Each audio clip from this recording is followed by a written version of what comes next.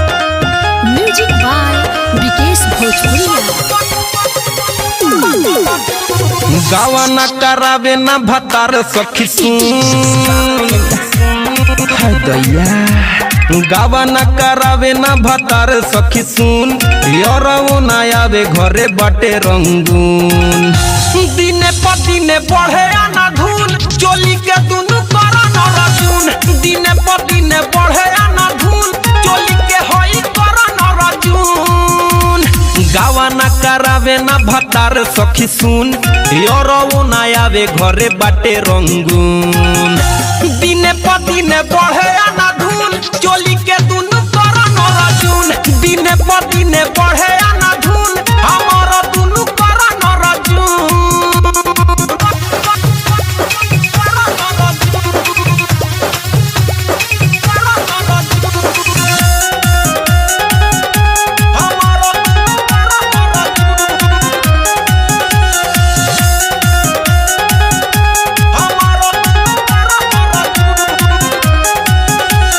दिने दिने साइजे कर 2 इंच बढ़ता केतना ही लोगवा के नजरी में गड़ता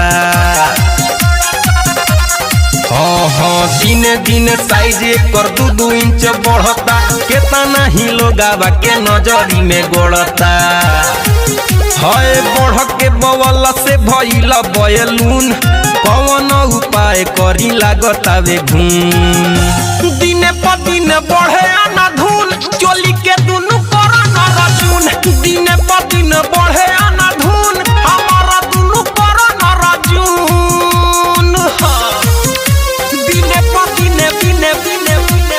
टिप बढ़े आना हमारा दुनु करा न रजून। म्यूजिक बाय विकेश भोजपुरिया। लागतावे सखी रे ई दुनु कुछ दिन पर छुए लागी धरती लटक के जमीन पर हाय दैया और लागतावे सखी रे ई दुनु कुछ दिन पर छुए लागी धरती लटक के जमीन पर और छोड़िले तकिया छोड़िया ले भतारा मनाई तोहरा सिवा और कोई भाता नहीं और किसी का ख्याल नहीं फंसा के अपना गम चले लगी नाम जोड़ के हमसे अपना नाम करे लगी बाद में